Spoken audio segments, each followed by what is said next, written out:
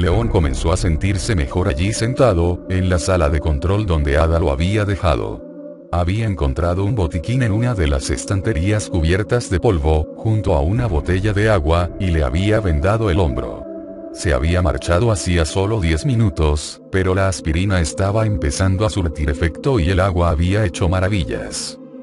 Estaba sentado delante de una consola repleta de interruptores e intentaba recordar lo que había ocurrido después de la explosión en las alcantarillas. Lo último que realmente recordaba con claridad era la imagen del cuerpo de cocodrilo descabezado desplomándose en el suelo, y luego la sensación de verse asaltado por el mareo y por la debilidad. Ada lo había vendado y lo había llevado hasta allí a través de los pasillos y de lo que parecía un túnel de metro. Estuvimos allí durante 1 minuto o 2. Y finalmente habían llegado a aquella habitación, donde ella le había dicho que esperara descansando mientras se marchaba fuera para comprobar algo. León había protestado, recordándole que aquel no era un lugar seguro, pero en ese instante todavía estaba demasiado mareado para hacer otra cosa que sentarse donde ella lo había dejado. Jamás se había sentido tan indefenso o tan dependiente de otra persona.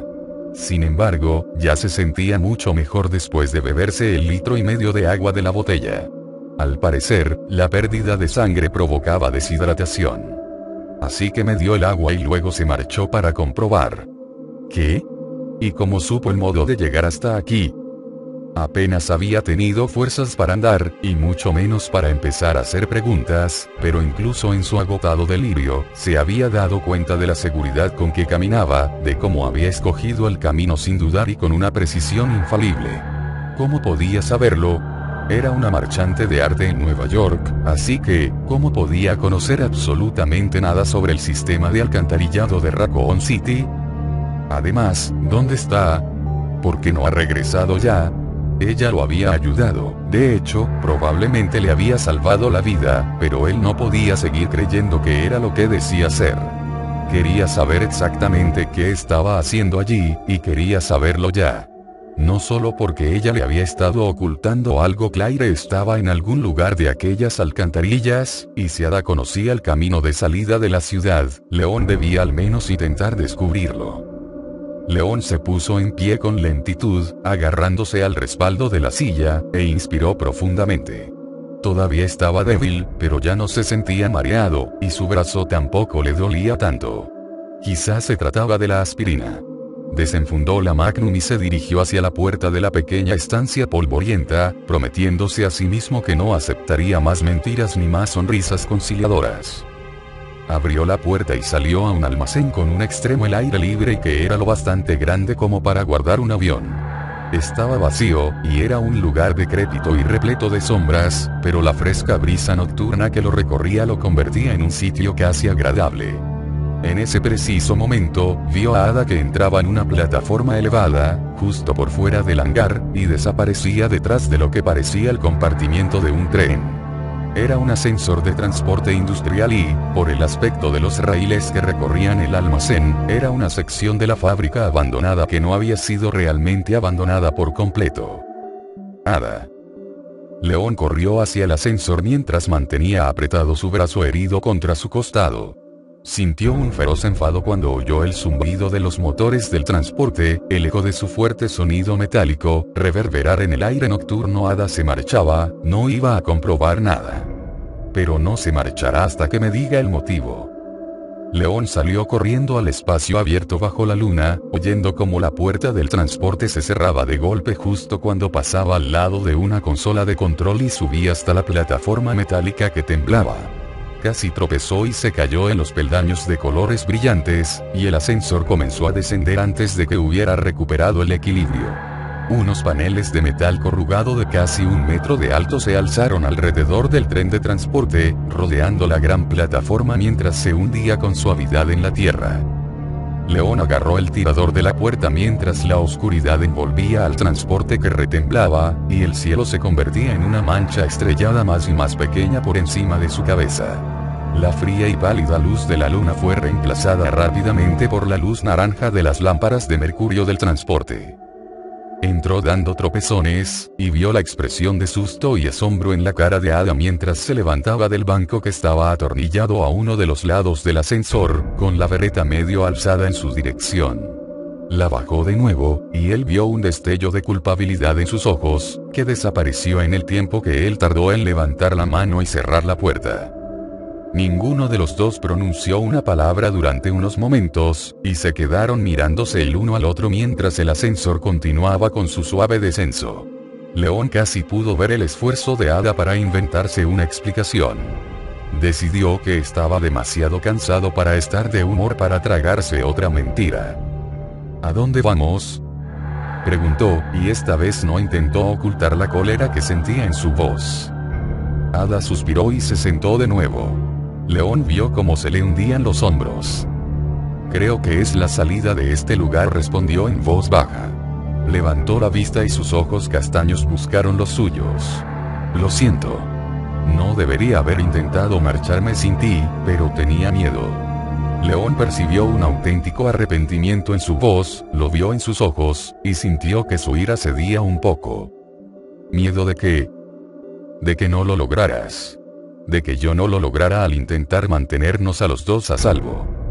Ada, ¿de qué estás hablando? León se dirigió al banco y se sentó a su lado. Ella bajó la vista hasta sus manos y siguió hablando en voz baja. Mientras te estaba buscando, allá en las alcantarillas, descubrí un mapa en una pared, explicó. Mostraba lo que parecía ser una especie de fábrica o de laboratorio subterráneo y, si el mapa era correcto, existe un túnel que lleva desde allí hasta las afueras de la ciudad.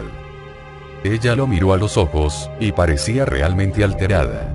León, no creí que estuvieras en condiciones de realizar un recorrido como ese, tal como estás. Y también tenía miedo de que si te llevaba conmigo, de que si llegábamos a un callejón sin salida o una de esas criaturas nos atacaba. León asintió con lentitud. Ella había intentado protegerse. Y protegerlo a él. Lo siento, volvió a decir. Debería habértelo dicho. No debería haberte dejado allí de ese modo.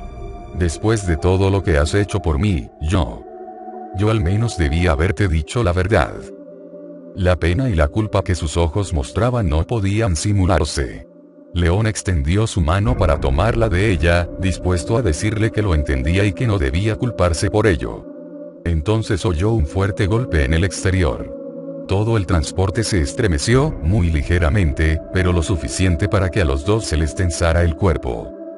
Probablemente se trata de un pequeño salto en los raíles, sugirió León, y Ada asintió, mirándolo con una intensidad que lo hizo sentir agradablemente incómodo. También sintió que un repentino calor empezaba a recorrerle el cuerpo. ¡Bam! Y Ada salió despedida del banco, arrojada al suelo por algo curvado que había atravesado la pared del transporte y que había desgarrado la superficie de metal del costado del habitáculo como si en realidad solo fuera papel. Era un puño con garras de hueso, cada una de más de 30 centímetros de largo, garras de la que goteaba. Ada. La gigantesca mano se retiró, y sus garras ensangrentadas abrieron nuevos agujeros en la pared metálica mientras León se dejaba caer al suelo al lado de Ada y agarraba su cuerpo inerte, arrastrándola al centro del transporte. Un terrible aullido recorrió la oscuridad en movimiento del exterior. León estuvo seguro de que se trataba del mismo aullido que habían oído antes en la comisaría, solo que esta vez era mucho más violento, mucho más cercano, e incluso mucho más inhumano que antes. León mantuvo agarrada a Ada con su brazo sano, sintiendo el cálido goteo de la sangre empaparle su costado derecho, sintiendo su peso muerto sobre su pecho jadeante. Ada, despierta. Ada. Ninguna respuesta. La dejó otra vez en el suelo con suavidad y luego apartó la tela empapada de su vestido, justo un poco por encima de su cadera. La sangre salía de dos agujeros profundos, aunque no había forma alguna de saber su gravedad real, y León arrancó un trozo de tela del reborde de su corto vestido y apretó el tejido doblado sobre sí mismo contra las heridas. El monstruo aulló de nuevo, y la rabia que desprendía su garganta no era nada comparada con la que León sentía en aquel momento mientras miraba los ojos cerrados y la cara inmóvil de Ada. Extendió el vestido sobre el vendaje improvisado para mantenerlo apretado lo mejor que pudo y se puso en pie mientras se descolgaba la Remington del hombro. Ada lo había cuidado, lo había protegido cuando él no había podido protegerse a sí mismo. León empezó a cargar la escopeta con gesto ceñudo, sin sentir ninguna clase de dolor mientras se preparaba para devolverle el favor. Fue Sherry la que adivinó por dónde podía haberse marchado su madre mientras ella y Claire registraban lo que parecía ser el final de la línea de habitaciones. Habían llegado a otra estancia abierta y sombría, pero solo había una puerta en ella. No parecía existir otro modo de salir de aquel lugar cavernoso, a menos que la madre de Sherry hubiese saltado del piso elevado sobre el que se encontraban y hubiese atravesado caminando la completa oscuridad que las rodeaba. Se quedaron al borde de la oscuridad, intentando divisar algo a través de la negrura más absoluta, pero sin resultado. La habitación parecía ser un muelle de carga y descarga. Una plataforma con raíles corría a lo largo de la pared trasera a partir de la puerta y luego acababa de repente, dando paso a lo que parecía ser un abismo sin fondo. Juanete había bajado y había comenzado a recorrer alguna clase de sendero secreto. Claire se había equivocado sobre la dirección que la madre de Sherry había tomado cuando huyó de ella. ¿Y ahora qué hacemos? ¿Regresamos o intentamos seguirla? No quería hacer ninguna de las dos cosas, aunque lo de retirarse le sonaba muchísimo mejor que lo de meterse en un agujero negro que no sabía a dónde llevaba. Además, lo más seguro era que León estuviese todavía en algún lugar de por allí detrás. A lo mejor es un tren. Se parece a una estación de tren, dijo Sherry, y en cuanto pronunció la palabra tren, Claire se dio mentalmente una fuerte patada en el culo. Una plataforma que en realidad es un andén, unas vías, un centenar de lo que parecen ser tuberías en el techo. Claire sonrió a Sherry mientras meneaba la cabeza por su propia estupidez. Estaba claro que estaba perdiendo facultades. Sí, creo que es eso, asintió. Pero has sido tú la que lo has adivinado, no yo. Debo de tener el cerebro en huelga. La pequeña consola de ordenador que estaba a un lado del andén, y que ella había considerado poco importante, era probablemente el panel de mando. Claire se dirigió hacia ella. Sherry la siguió mientras manoseaba de forma inconsciente su colgante de oro y le describía los sonidos que había oído mientras se hallaba en el fondo del pozo de drenaje. Y se alejaba, lo mismo que un tren. Me hizo pasar mucho miedo, porque el ruido era muy fuerte. Allí estaba, justo debajo de la pequeña pantalla del monitor que se encontraba encima de la consola, un código de regreso y un grupo de 10 teclas. Claire introdujo el código y pulsó la tecla de intro. La cámara se inundó con el sonido del zumbido de la maquinaria que se ponía en funcionamiento. El sonido de un tren. Eres una chiquita muy inteligente, ¿sabes? Le dijo Claire, y el rostro de Sherry se iluminó, con toda su cara arrugada por la gran sonrisa que apareció en ella. Claire le rodeó los hombros con un brazo y regresaron hacia el extremo del andén para esperar la llegada del tren. Las luces del tranvía aparecieron después de unos cuantos segundos. Los dos pequeños círculos de luz se fueron haciendo más y más grandes mientras los observaban llegar. Después de todos los apuros que habían pasado, Claire decidió que sería todo lo optimista que pudiera sobre aquel acontecimiento. En primer lugar, para alejar cualquier idea sobre cualquier próximo hecho horrible que pudiera ocurrir. El tren las sacaría de la ciudad, sin duda, y estaría repleto de comida y de agua. Tendría duchas y ropas limpias y tibias. Nada, olvida eso. Una bañera llena de agua caliente, un par de esos albornoces peludos y unas zapatillas calentitas. Eso estaría bien, pensó, pero se conformaría con cualquier otra cosa que no incluyera monstruos o gente con trastornos mentales. Miró a Sherry y se dio cuenta de que todavía estaba manoseando el colgante. ¿Qué es lo que tienes ahí?, preguntó, deseosa de que Sherry sonriera de nuevo. ¿Tienes una foto de tu novio o algo así? ¿Aquí dentro? Oh, no, no es un medallón para fotos, contestó Sherry, y Claire se alegró de ver en sus mejillas asomó un ligero tono de rubor. Mi madre me lo regaló. Es un amuleto de buena suerte. Y no tengo novio. Los chicos de mi edad son unos críos todavía. La sonrisa de Claire se hizo aún más amplia. Acostúmbrate, cariño. Por lo que yo he visto, algunos de ellos jamás terminan de crecer. El tren ya estaba lo bastante cerca para ver su silueta. Se trataba de un único coche de unos 5 o 6 metros de largo que avanzaba con suavidad bajo su guía superior. ¿A dónde crees que lleva?, preguntó Sherry, y antes de que Claire respondiera, la puerta del andén saltó por los aires. La escotilla estalló hacia adentro, arrancada de cuajo de los goznes con un chillido de metal y un tremendo estampido contra el suelo. Claire agarró a Sherry y la acercó a su cuerpo, mientras el enorme señor X entraba, doblando su cuerpo de lado y hacia abajo para pasar a través de la estrecha abertura que representaba para él la puerta. Su mirada sin alma se fijó inmediatamente en ellas. «Ponte detrás de mí», gritó Claire a Sherry mientras sacaba la pistola de Irons. Se arriesgó a mirar hacia atrás, al tren que se aproximaba. 10 segundos, lo único que necesitaban eran 10 segundos. Pero el señor X dio un gigantesco paso hacia ellas, y Claire supo inmediatamente que no los tenía. Su terrible cara sin expresión y sus manos ya alzadas estaban todavía 6 metros de ella, pero eso solo significaba 4 de sus inmensas zancadas. «Sube al tren en cuanto llegue», dijo Claire con otro grito, y apretó el gatillo. 4, 5, 6 disparos contra su pecho. El séptimo proyectil arrancó un trozo de su blanquecina mejilla, pero el señor X ni siquiera parpadeó. Tampoco sangró, y tampoco se detuvo. Dio otra gran zancada, y el negro y humeante agujero de su cara fue otra muestra clara de su falta de condición humana. Claire bajó el ángulo de disparo de la pistola y siguió apretando el gatillo. Piernas, rodillas. Van. Van. Van. Se detuvo por un momento cuando los proyectiles lo acribillaron. Al menos una de las balas había sido un impacto directo contra su rodilla izquierda, pero sus ojos no dejaron de mirarla, fijos en ella como si se tratase de un proyectil dirigido contra un objetivo. Aquí. Vámonos. Sherry le estaba tirando del chaleco, gritando, y Claire comenzó a retroceder, apretando de nuevo el gatillo. Otros 2 proyectiles alcanzaron al monstruo en las tripas. Y, de repente, se encontró en el interior del tren. Sherry había hallado los mandos de apertura de la puerta.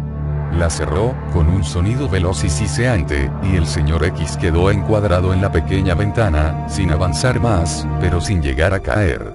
Sin morir. «Sígueme», le gritó al divisar el tablero de luces intermitentes, que estaba a su derecha. Sabía que la puerta no resistiría ni un segundo si la gigantesca y terrible criatura comenzaba a caminar de nuevo y se lanzaba contra ella. Corrió hacia el tablero de mandos con Sherry a su lado y, mientras apretaba con mano temblorosa el botón rojo que indicaba avance, dio gracias a Dios porque el ingeniero que había diseñado el aparato lo había planeado para ser lo más simple posible. Y el tren se puso en marcha, alejándose con suavidad del andén, alejándose de aquella criatura inhumana e indestructible mientras se internaba en la oscuridad. Annette estaba sentada en la zona de descanso del personal, en la 4ª planta. Esperaba que el sistema principal respondiera al encendido general mientras discutía consigo misma si iniciar o no la secuencia PY. En cuanto el sistema de autodestrucción se pusiera en marcha, todas las puertas de los pasillos quedarían desbloqueadas y todas las que estuviesen conectadas electrónicamente quedarían abiertas. Las criaturas que habían permanecido atrapadas a lo largo de los últimos días quedarían libres para salir, y la mayoría estarían muy hambrientas.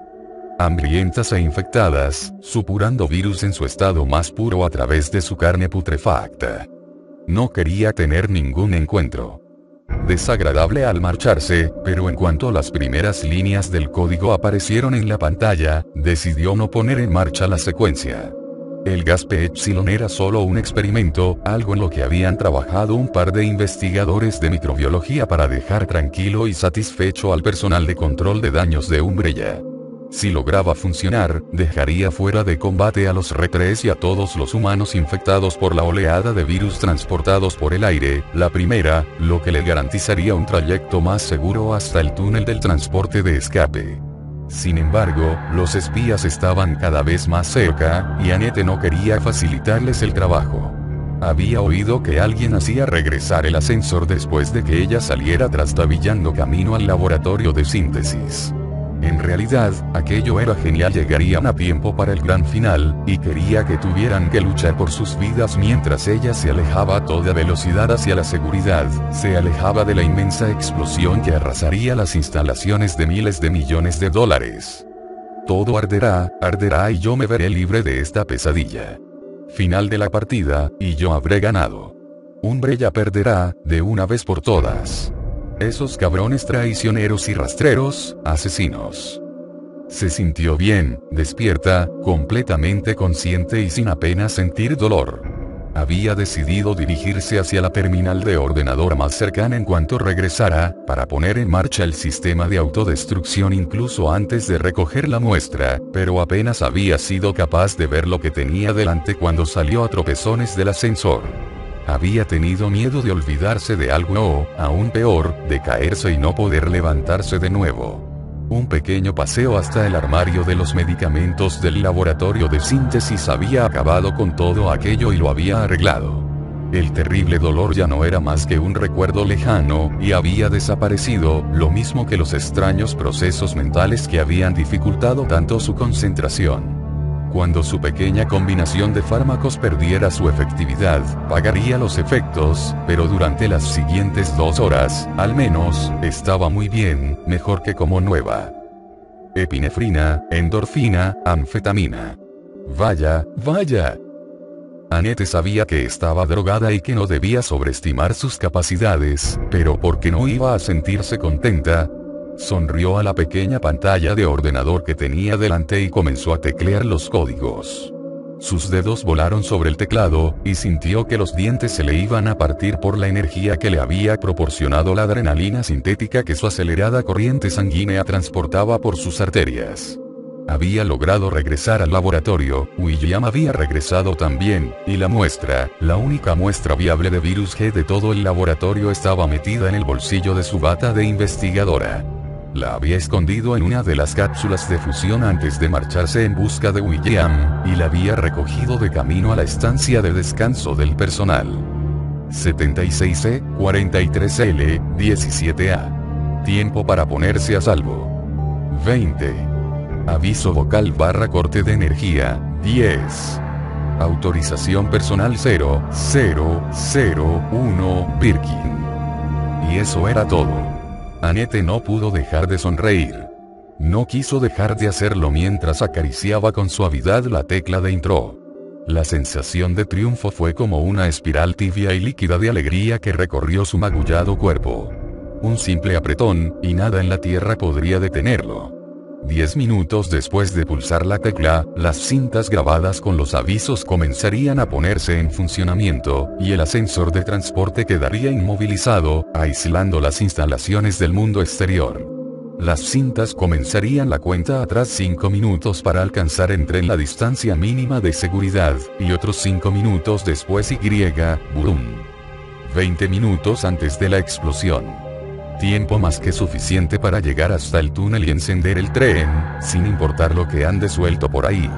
Tiempo más que suficiente para alejarme del reloj que avanzará sin detenerse, bajo las calles de la ciudad, a través de las aisladas laderas de las colinas en las afueras de Raccoon City. Tiempo más que suficiente para llegar al final de la vía, salir a la extensión de terreno privado, dar la vuelta. Y ver cómo Umbrella lo pierde todo. Cuando la cuenta del reloj llegase a 0, las cargas de autodestrucción de explosivo plástico instaladas en el reactor central de la planta de energía del laboratorio estallarían. Incluso si solo estallaba una de las 12 cargas instaladas, esa única explosión sería suficiente para activar todas las cargas secundarias colocadas a lo largo de las paredes. El sistema de autodestrucción de Umbrella había sido diseñado para destruirlo absolutamente todo. El laboratorio se convertiría en un infierno en llamas que haría saltar por los aires la ciudad muerta, lo que sería visible a kilómetros de distancia. Y ella estaría allí para verlo, para saber que había hecho todo lo posible para hacer justicia. Esto va por ti, William. El pensamiento fue agridulce. Durante cierto tiempo, no habían disfrutado de su relación como marido y mujer. William era tan inteligente, estaba tan entregado al trabajo, que los placeres de la síntesis y de los desarrollos habían sustituido los hábitos y los deberes diarios de un matrimonio. Ella había llegado a reconocer su genio, a disfrutar de la tarea de apoyarlo sin la incomodidad de las peleas en una relación. Sin embargo, en aquel momento, con el dedo apoyado para acabar con todo para siempre, descubrió de repente que deseaba con todas sus fuerzas que hubiera ocurrido algo mucho más profundo entre ellos a lo largo de los últimos años, algo más aparte de su tremenda adoración por sus increíbles dones, del aprecio de William por su ayuda. Este es nuestro último beso, amor mío. Esta es mi contribución final a tu trabajo, mi último acto de amor por lo que compartimos. Sí, exactamente ese era su sentimiento. Annette apretó la tecla con el corazón alegre y vio el código brillar en la pantalla con luz verde. Les entrego respetuosamente mi dimisión, dijo en voz baja, y comenzó a reírse.